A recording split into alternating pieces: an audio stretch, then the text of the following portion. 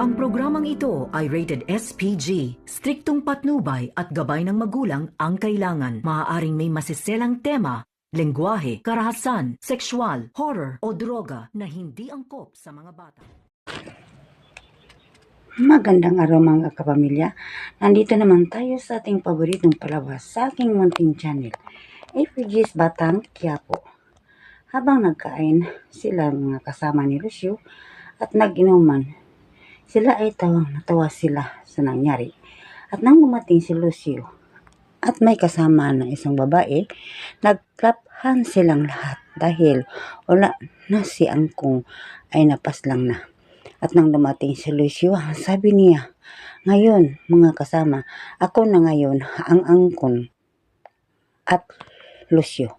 Maligaya silang lahat ang kanyang grupo. At nag-usap sila Santino at Lucio. "Santino, sa ginawa mo, yun ang totoo na kami na ang pamilya mo. Kaya nga, inutusan mo ako, kaya ginawa ko."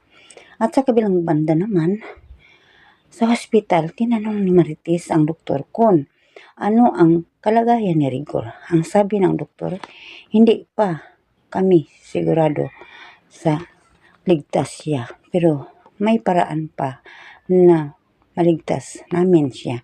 "Dok, gawin ninyo ang lahat na maligtas siya." "Oo, ma'am." Sa kabilang banda naman, si Santino nagtanong kung ano ang nangyari. Wala si Tinding nagsabi ng totoo. Pero dumating ang mga tanod at nagsabi na nagbugbugan sila Tanggol at Rigor at si Rigor ay dinala sa ospital. Bakit? Ano ang nangyari? Santino nalaman na ni Tanggol ang totoo nga kung sino ang tunay niya na tatay. "Santino, hindi kayo kapatid sa ama.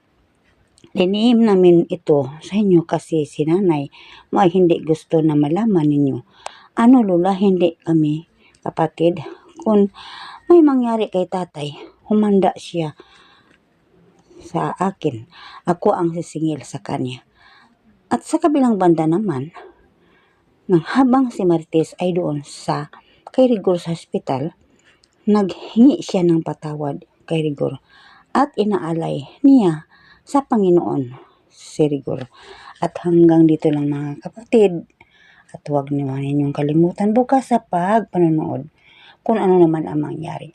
At huwag niyo akong kalimutan sa pag-share, like, subscribe sa aking channel. Maraming salamat sa inyong panonood.